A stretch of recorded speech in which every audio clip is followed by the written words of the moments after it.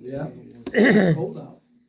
So the first reading is a reading from the second book of Kings, chapter 5, 14 through 17. What page is that? 149. 149? From the second book of Kings. Naaman went down and plunged into the Jordan 7 times at the word of Elisha, the man of God. His flesh became again like the flesh of a little child, and he was clean of his leprosy. Naaman returned with his whole retinue to the man of God. On his arrival, he stood before Elisha and said, "Now I know that there is no God in all the earth except in Israel. Please accept a gift from your servant." Elisha replied, "As the Lord lives whom I serve, I will not take it." And despite Naaman's urging, he still refused. Naaman said, "If you will not accept, please let me, your servant, have 2 mule loads of earth, for I will no longer offer holocaust or sacrifice to any other god except to the Lord." The word of the Lord. Thanks be to God. So Naaman, he was a general. He was a very important general. And he contracted leprosy. Now leprosy, I kind of went through this once before. I spent probably a half hour just going through leprosy as a disease. It's actually Hansen's disease. And there's no treatment for it. And what it does is you lose feeling in your hands and whatever. Now there's a powerful antibiotics they can use to control it. But what happens is that people would almost, their face would shrivel up and they would get holes and their voice would get very, yeah, like hoarse. They would have to whisper. And they kind of had like the face of a lion, would almost, and they were required when people came near to raise their voice and say, "Unclean, unclean." And so that's kind of what they were, leprosy was terrible, terrible disease. And so this very powerful general and successful general had this, and he was told that there was, by a Jewish servant, that there was a prophet in that could heal him, and so and so the fact that he went down, he was like, well, we got, he was like, why would I go wash in the Jordan River? And but he was obedient, and so I think that's a big part of it here. Is he said, we have better water where I'm at in Assyria. But why would I go into here? But Elisha told him to go down and wash himself 7 times in the Jordan River. And so he went down and plunged into the Jordan 7 times. So what does he do? That's kind of humbling. Think about it. He humbles himself. He's being also obedient, right? He's being obedient. He's having faith that this, could heal him. And he's humbling himself and he's doing it. And Elisha, told him to do this, but you'll see later, Elisha takes no credit for it. This is God's work that's going on here. And so he went 7 times. So that's biblical fullness. It's not a magic number. Some people say, oh, it's a magic number. No, it's not. It's just a sign of biblical. Actually, to 7 oneself is a covenant. It's a covenant word. So to 7 oneself is to make a covenant. It's a fullness of, it's biblical fullness. So his flesh became again like the flesh of a little child. So it didn't just get better. It became like the flesh of a child. That's amazing. It's completely renewed. Yeah. And he was clean of the leprosy. So he no longer had leprosy at all. So immediately, of course, he wanted, he was thankful. He was very thankful and he wanted to pay him. And Elisha's like, no. We need more prophets like this, or people, instead of trying to profit off God's work, he refused to receive anything. And I think that's an important point, is that we shouldn't be trying to profit from the works of God. And also that our salvation is a gift. And this was a gift. This healing was a gift of God. And I think that's important too. Look at his confession, though. Now I know that there is no God in all the earth except in Israel. Please accept a gift from your servant. We have this profession of faith, right? It's amazing. And so we see this again and again where people that are outside of Israel are professing the faith. You'll notice it, and we'll see it in the gospel reading too. There's a Samaritan that's thankful. So Naaman is thankful, right? He goes back, he goes back to Elisha. He could have just left. But he goes back and he, wants to give him a gift, and he wants to, he professes his faith.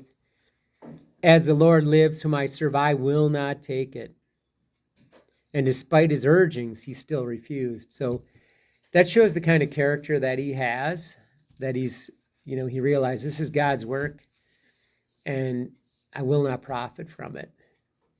And so I think that's, again, we have, with all the Protestant, there's becoming, $100 million, $500 million home, estates and everything else.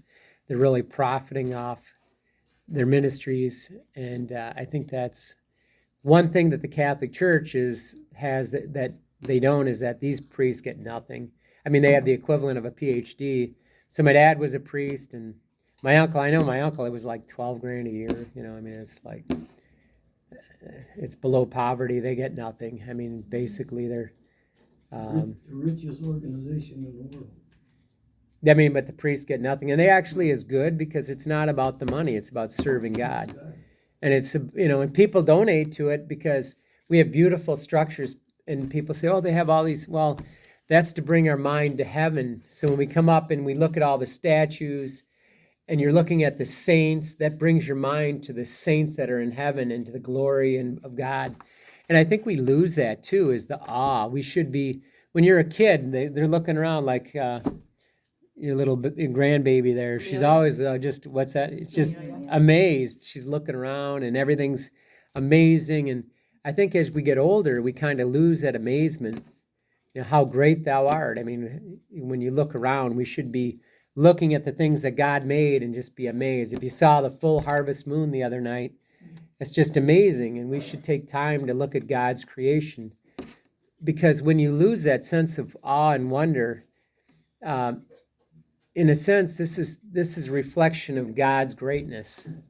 It's so much beyond what we could possibly create or even comprehend. When you look at how it all goes together, this should draw us closer to God and give us have us give thanks and praise to God for all the great things that he can do and he's done, and how he provides for us on a continual basis. Where was Elisha living? What's that? Where was Elisha? Yeah. Was he out in the desert, or was he? Yeah, so he took over after Elijah. So Elijah gave him the double. Desert? Yeah, he was Did just. God give her the power to cure that leprosy? Yeah, God gave him the power. Actually, he asked for the double portion, and so he did twice the number of miracles as Elijah. And so he got the double portion of God's blessing upon him, and that's kind of amazing. And so there's 7 recorded in Elijah, and there's 14 recorded of Elisha. But look what Naaman does. He said, "If you will not accept, please let me, your servant, have 2 mule loads of dirt." And so he wants Israel soil, right?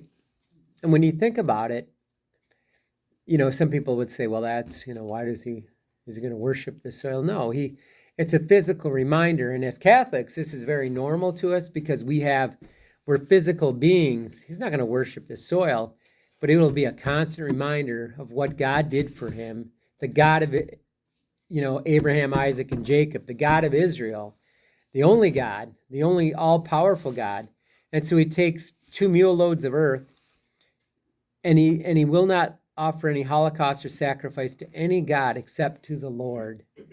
And that's kind of, so I don't find that as too strange, him wanting that dirt. I mean, because we need physical reminders, and that's why you have a crucifix up. I mean, you can't walk around our place without running into 100 statues, probably. And See, my, I mean, and that's good. I mean, we're, as Catholics, I need these reminders. I think of these are my friend, this saint or that saint, or, there's Jesus, baby Jesus, sweet baby Jesus, have mercy on me. I walk by, I say a little prayer for each different statue and every picture that we have. And I think this keeps drawing us to God all the time. And I think we need that because otherwise we get too distracted too quickly. And so Naaman acknowledges how much greater God is than all the kings and all the people. And I think we have to always keep that in mind. And when we go through our life, that are we putting anything in front of God? We do not want to ever have anything that we put above God. We don't want to have, because that's an idol. If you put something above God, that's an idol. And so we don't want idols. We want to, we're going to be with God for all eternity. And so that's where we need to start. And if you think you have, say, Lord, do I have anything that I'm placing ahead of you? And you just ask him and he'll let you know. Right? We're his children. I don't want to see him. What's that? Everybody that sees him is dead. Oh, God? Yeah. But you know what? To live is Christ, to die is gain. And not everybody who's seen him is dead. You watched, so did St. Therese see him? Yeah. Yeah. Did St. Faustina see him? Yeah. They were all A couple alive, of times. right? They were all alive, weren't they? No, he was 15 years old. Yeah, I know. But she saw him when she was alive.